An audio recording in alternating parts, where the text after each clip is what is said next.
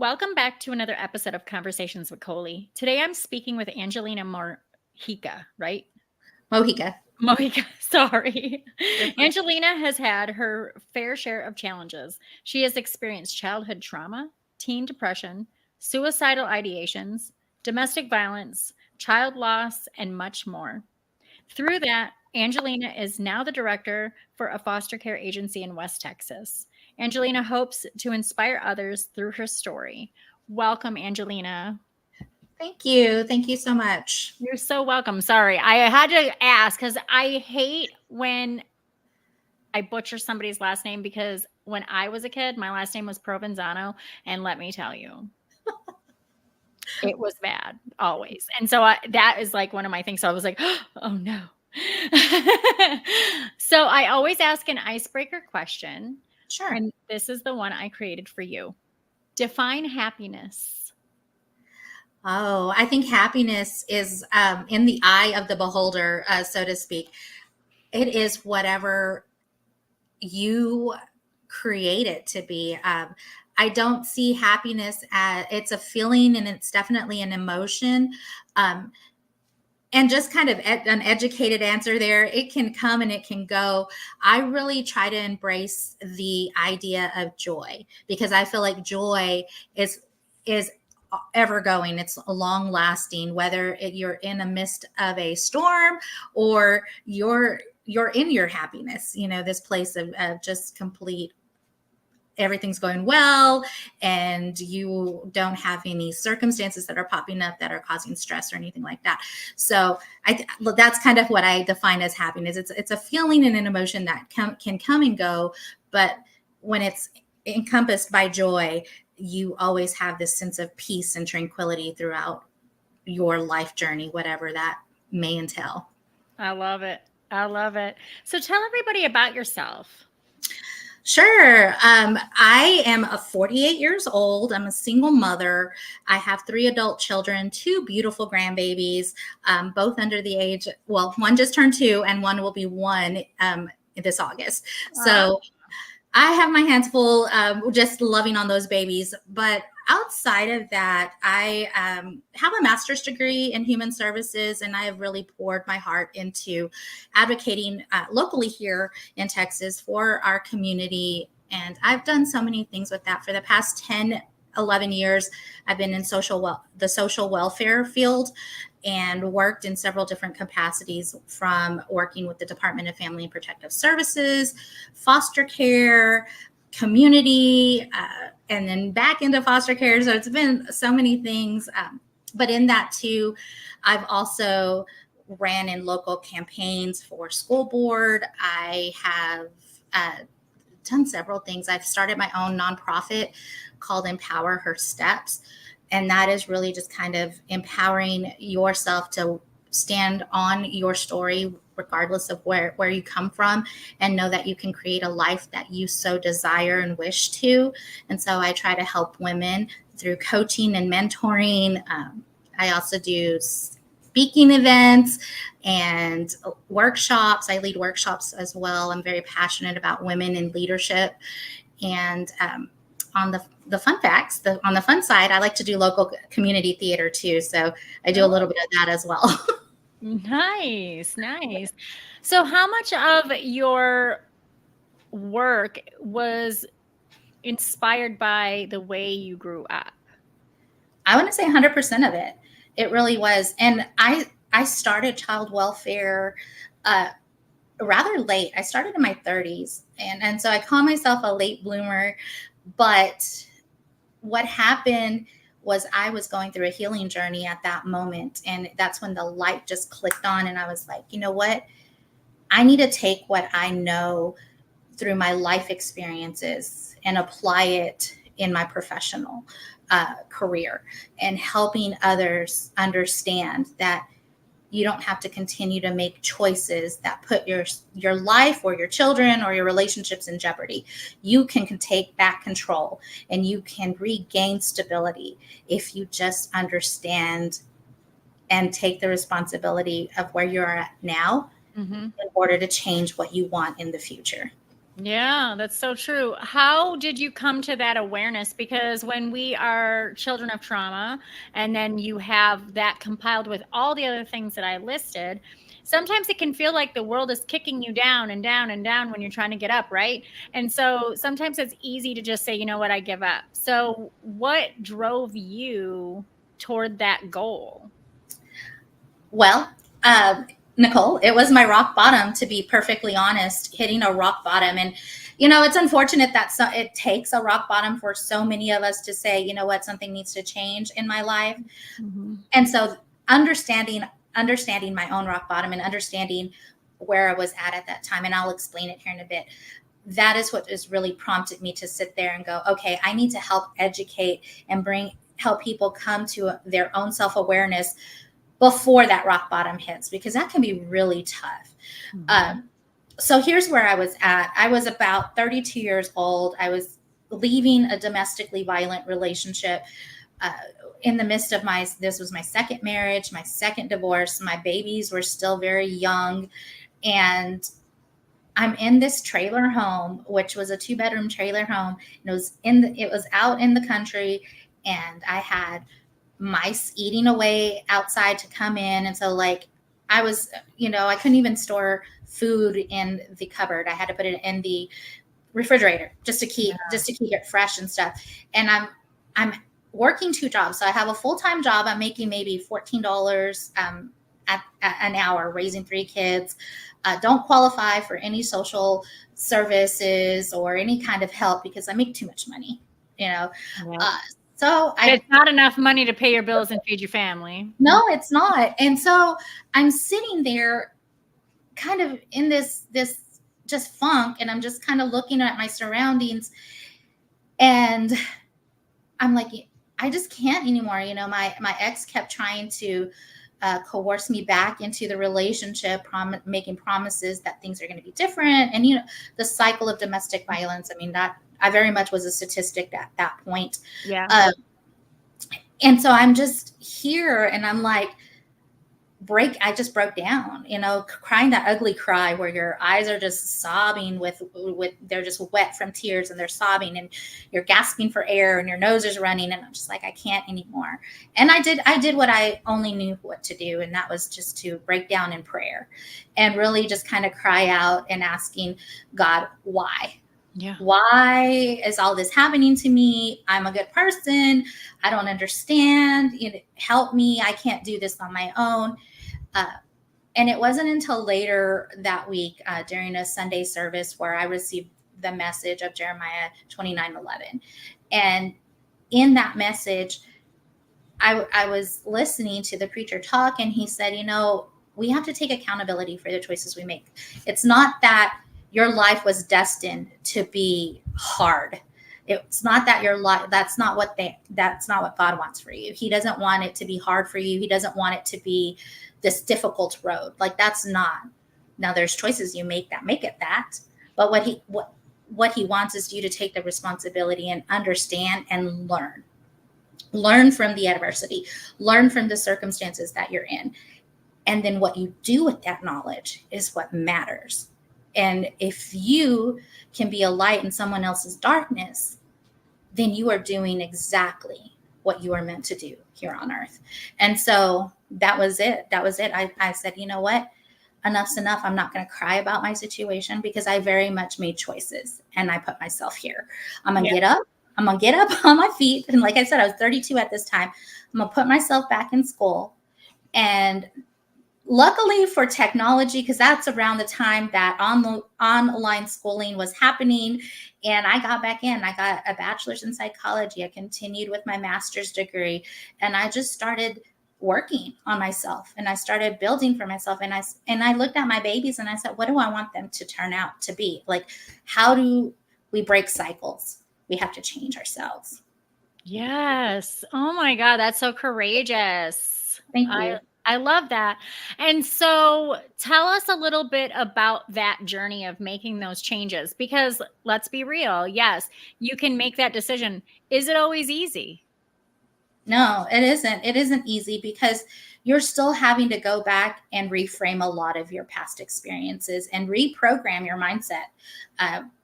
So when I was 7 years old, I mean, I witnessed my mom and dad in a domestically violent relationship. And I love my parents because they only parent from where they knew. I'm at a place in my life to understand that it's not a fault. It's just kind of a pattern and a cycle Yes. that fell Yeah, they into. didn't know any better either because that's what they were shown. Right. And so through that, there was a lot of separations. There was a lot of things that were going on in my family dynamic that one day my mom decided she was done and wanted to move on. And when she did, she placed us in an environment that exposed us to uh, child abuse. And I was molested. And I had a sister who was raped. And I don't know at what point I came to this realization because I'm like 7 years old when this is all going down. But when he crept into my room, that night, and I woke up from my sleep, there was just something inside that said, "You need to scream." And I could just feel that little voice just kind of bubbling up. And I'm like, okay, let's shout out like we're having a bad dream or something, but we need to get mom's attention. And so I did. And that immediately stopped whatever he was doing. And my mom and everybody woke up in the house, and she comes, and I'm running to her. And the next day I told her what happened. And she acted appropriately. She removed us from the situation. But at that point, things had already been going on, to the point to where I don't know. I was like, I need to say something. Yeah. And so even in that young of an age, I thought about suicide because I remember sitting there one time. I had a babysitter who had some grandchildren, and they kept picking on me and bullying me and stuff. So I'd go sit in an empty pool area in the trailer home park that we were living in. And I just kind of sit there and look at the deep end of the pool, and it's all drained because it's the fall and stuff. And I'll be like, what if I wasn't here on, the earth? And what if, then things couldn't happen to me. Nobody would really care. And so these are the things that I'm building my identity on, these thoughts and these beliefs. And that was the first time I thought about not being here and removing myself from living. And several years go by, my mom and dad reconciled. And then I'm in this environment where perfection is what is demanded of us. And I say demanded because there were very little room for mistakes. Like we couldn't make any because there was very harsh consequences. So at the age of 18, it really broke me. I was ready to walk away from my high school. Like I was ready to throw in the towel and go, look, I don't care if I graduate. I don't care what happens to me. I'm done. And my parents at that time didn't really know what to do with a teenage daughter. I was the first out of four, first going through this.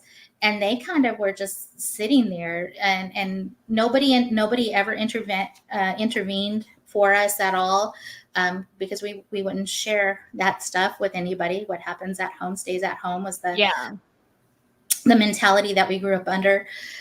And if it wasn't for a teacher that reached out, I probably would not graduated high school. But I did. I completed my senior year. And even the night before graduation, that was the first time I attempted to take my life. Because, I was at this place where I'm like, okay, what now? I've already messed up so much. Like I felt like I was a disappointment to my dad. My mom was kind of emotionally checked out, so she really didn't even check in. And there was no preparation for adult living. It was kind of like, what now? What now? And I attempted, and through the grace of God, it wasn't successful. Woke up and realized that I woke up and it was graduation day. So I went and did my graduation and walked through that. And then by the time I was 19 years old, I was pregnant with my first baby and getting married. And it was hard because seeing the environment that I grew up in and just kind of seeing my own childhood, honestly did not ever want myself to be in a marital relationship or even to birth children, because I didn't feel like I should bring a child into this world just based on the circumstances that I grew up on, because I didn't want to. Were you afraid that you were going to repeat the patterns? Yes, and I was afraid of the world because Mhm. of the things that I experienced, and I didn't ever want myself or a situation that I put myself in to have an effect on someone else that I chose to bring into the world. Yeah. So that was really scary for me.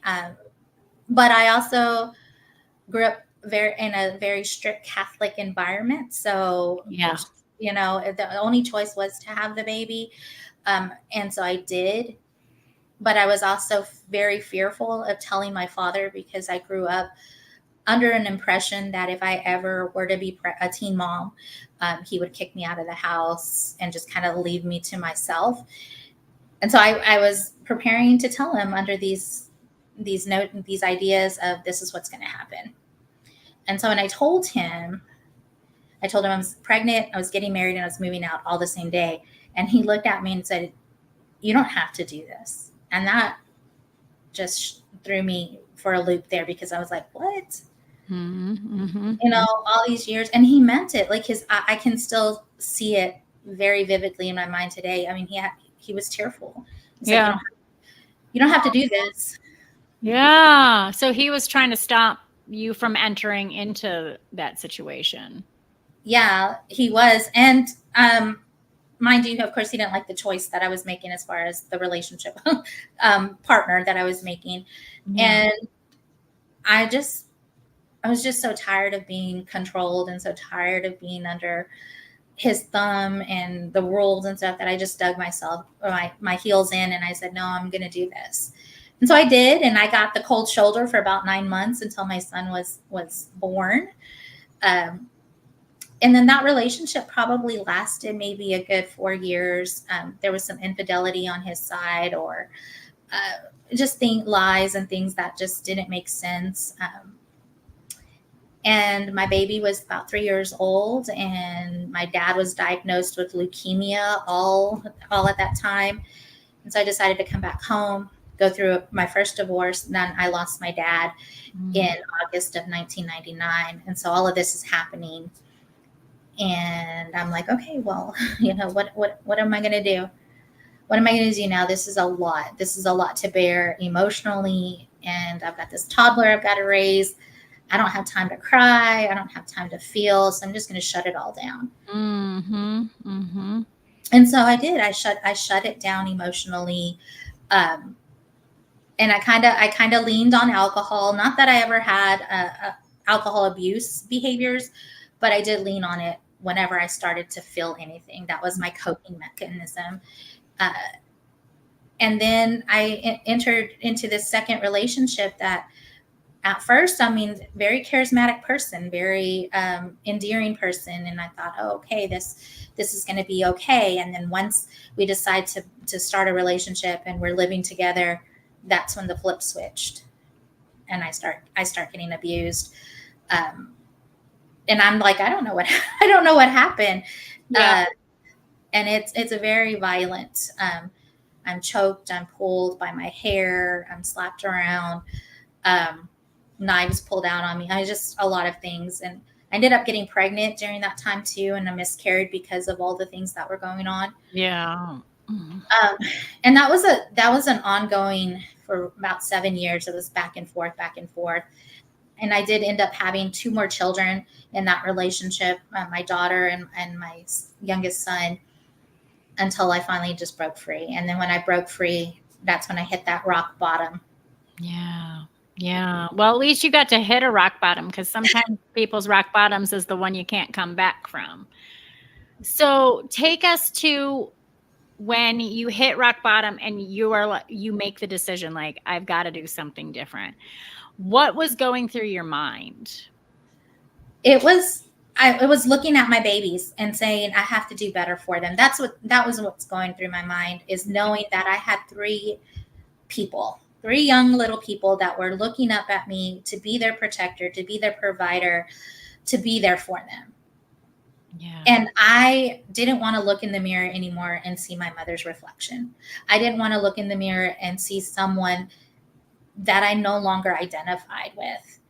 And so I just did, very determined. I guess that's the lesson and the blessing that I pull out of my childhood, is that through the idea of perfectionism, I became very disciplined in that, and knowing when I needed to do something, I needed to do it, and this is how I did it. So I had a lot of good discipline as far as strength, and knowing that I needed it to get an education. If I needed to make more money, it was going to come with an education.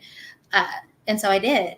And I just didn't look back. I just would look at my babies' faces and know this is going to benefit them. And I'm doing it for them. Um, and I just kept going, and I just kept going. And I would hear people say, oh, a psychology degree, you can't do much with that. And, you really have to have a master's.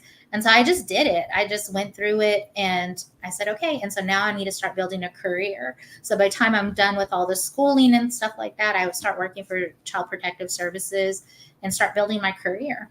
Yeah.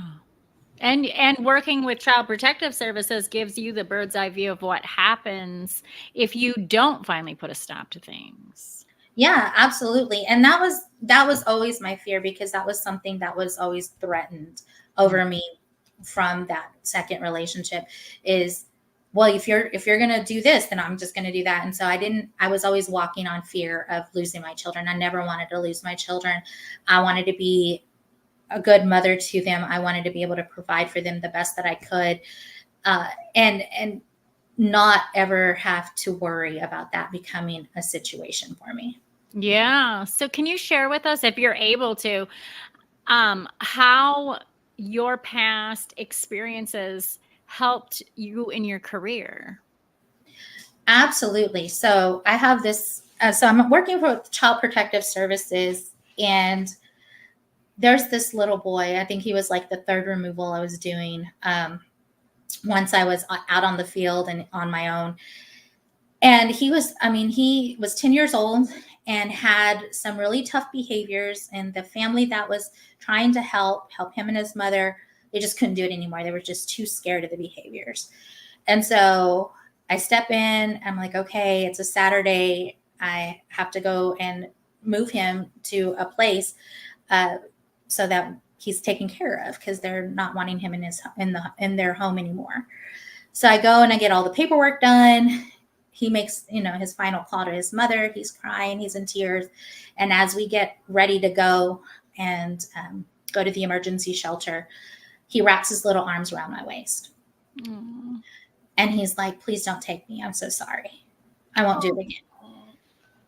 And you know how the movies are, right? When you just have that, you just see the camera zoom in, and there's just like this presence of an aha moment. That's what I felt in that moment. I just felt like a gush of wind just hit me.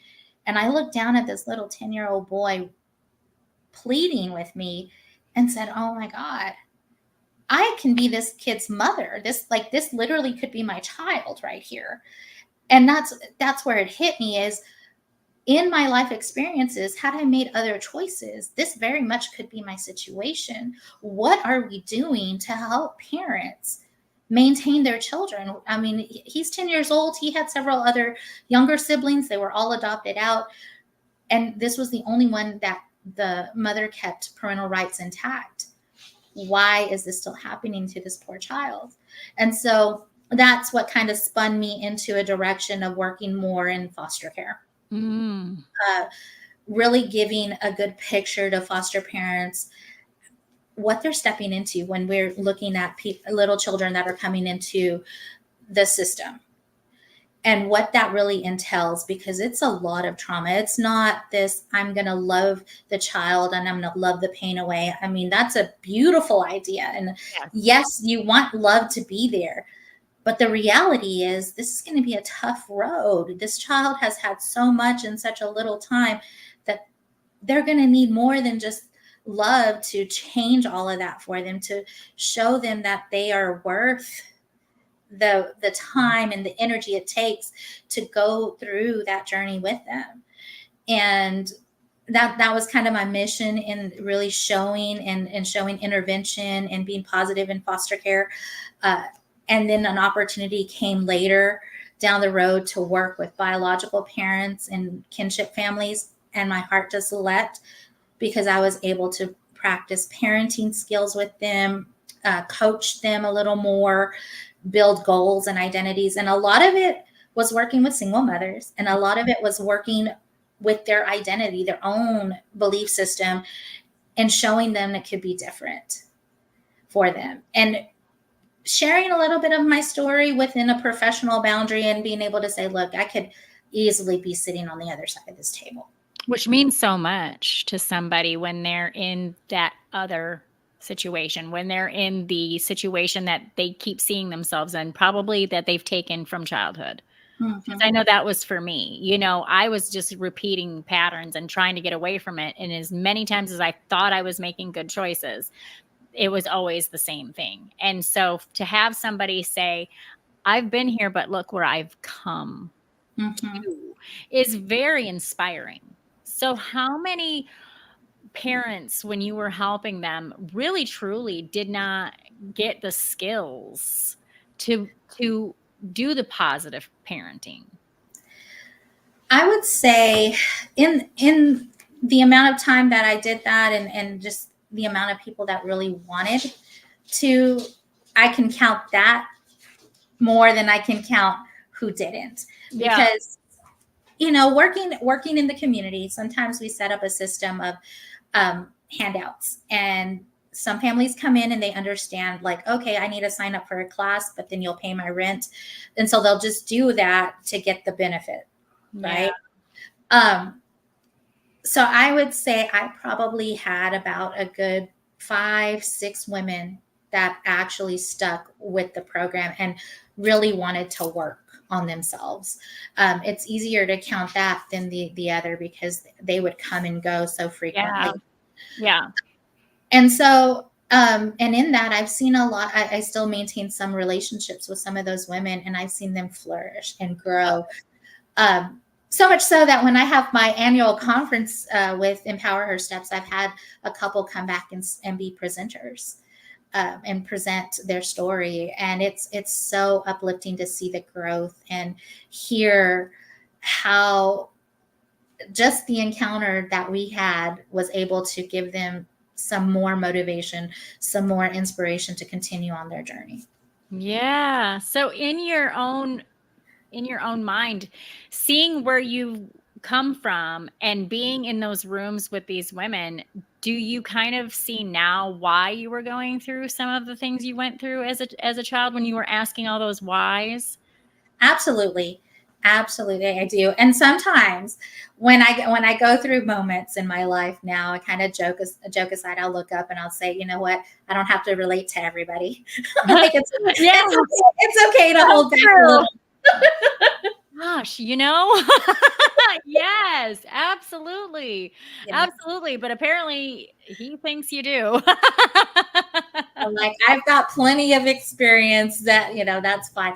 And so now I think I'm starting to build that no longer the person being blessed, but more of the blesser. So utilizing my experiences, utilizing all the development that I've obtained up to this point, all the trainings, all the education and things, and being able to give back. So helping those that are in a place of trying to better themselves, helping those that want a mentor to just give them some feedback and be true and genuine with them and truly cheer them on for success. I feel like as women, sometimes we can just hold each other back when it should be the other way around. We should be lifting each other up. 100%.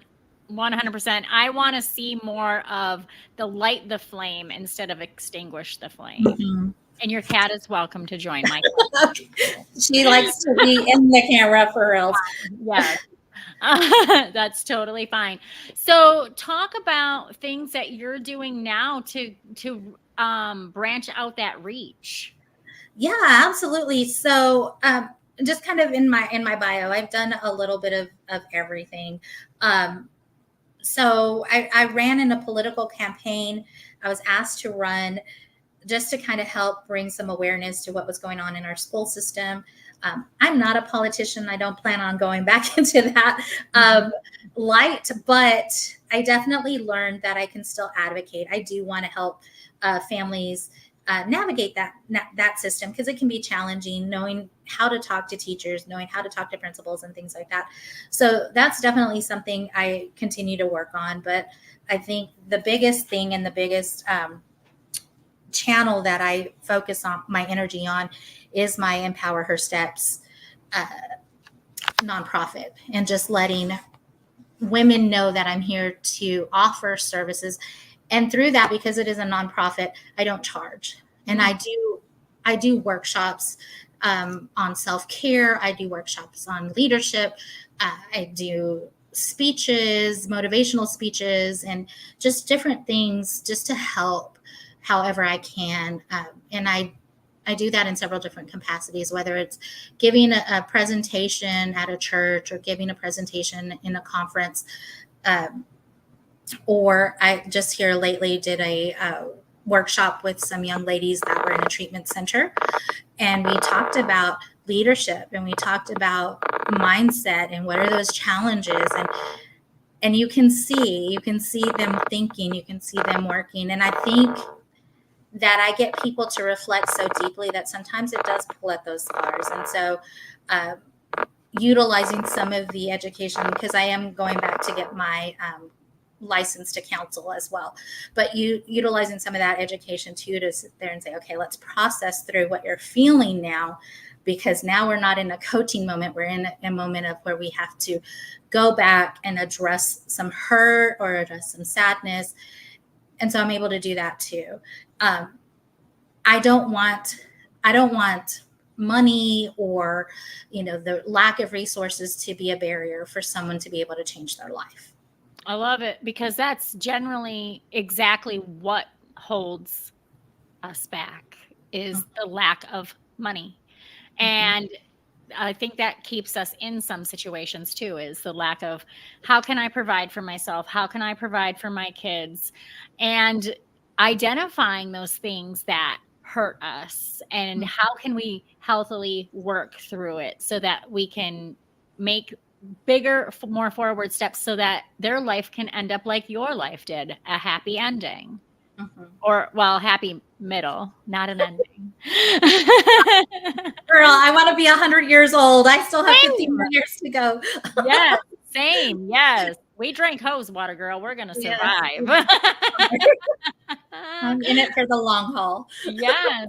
Can you see yourself in a capacity of doing coaching and paid coaching later for people, if it was to evolve into that? If there were people that were like, hey, I really do want to work with you and I want, more of your time. Can I pay you?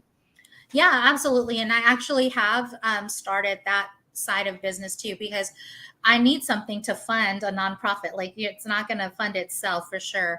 So I look at different ways to bring in some income to help, so that I can continue just to help everyone, whether that's in my for-profit business or my nonprofit business. I want to just be there. And yes, so I do see that happening. It's actually forming more so now, because I am putting a little more focus and energy in that.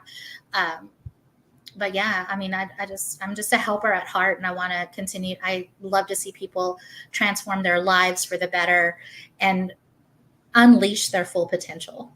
100%. Absolutely. What does the future have for you, Angelina? Oh, I see myself operating 100% in my business, my coaching and mentoring business. Eventually, I'm writing a book, so eventually that will be published pretty soon. I did put an article out in a educational journal talking about generational cycles, so that's going to be published pretty soon. So I see myself writing more. I see myself, again, sharing in so many different capacities, whether that's I have a Facebook channel called Good Morning Minute with Angelina, and we talk about things on that. Writing, or continuing to speak, across Texas or Yeah. states or whatever that looks like. I just see myself continuing to just educate and bring awareness that change can happen if you so desire. 100%. And a lot of the issues that you and I grew up with was because of generational trauma. Let's talk a little, just a brief moment on generational trauma. What is required to break a pattern? Because I think sometimes people look at it and go, oh my God, so much to try to break a pattern. I'm not even going to try. I think it boils down to the person, because you can only control yourself, right? You have no control over external factors or other people. You have to have a desire within yourself to want it to change, and be willing to do the things you don't want to do. And what I mean by that is, if you're looking to change, and exercise is usually the one to go to because it's just easier to envision. But if you want to lose weight, then you have to do the things you don't want to do. So that means getting up and going to the gym or going walking when you're tired after a long day at work or whatever. You have to put the time and energy into the dream that you want to see come to fruition. And so it starts there. You have to be the one to break the cycle. So you have to be the generational breaker, so that when you do have children, or you do continue to build the generations after you, they can be generation creators. Yes, I love that. See, it's not that hard. It's not. It's easier said than done, for sure, because there has to be the desire for Yes, realizing. but it's not as daunting as we like to think. No. I used to think it was just this big, intense puzzle that I needed to figure out. And then I realized, what? I only need to do these things? Wow. Okay. Mm-hmm. So I think that we might be able to see, with more education, more help, more information, more conversations, a lot more people kind of stepping up and saying, you know what? No more patterns. Mm-hmm. I love that. Yes. I love that. So talk about any final thoughts you might have. I guess final thoughts for me is just putting it out there. Like, it really doesn't matter what circumstances you're pulling yourself out of, because they don't define who you are. You get to define who you are and who you want to be. It looks hard because you're having to recreate habits and break old ones that are in your comfort zone. And we all want to be comfortable. We don't want to step into an unknown, and there's fear and there's doubt that tend to bury us behind this barrier so that we don't do that. But it's only impossible until you do it, and then it is possible because you see that you can. And the one thing I tell people when I'm coaching is, if you don't think you can, you're right, because you won't. But if you think you can, you're right, and you will. Yeah. I love that. It's so true. It's so true. We get in our own way a lot of times. Yes, ma'am. So if anybody wants to find you, find your nonprofit, how can they do that? Yeah. So I still use Facebook. I know that's kind of a You too. There's people. generational stamp right there. But I'm on Facebook. Good Morning Minute, Angelina, Empower Her Steps. I'm on Insta and I'm on TikTok. So Angelina Morjica. I very much keep it easy to find me. You just got to know my name and you'll find me. I love it. I love it. Thank you so much for sharing your story, Angelina. Thank you for the opportunity.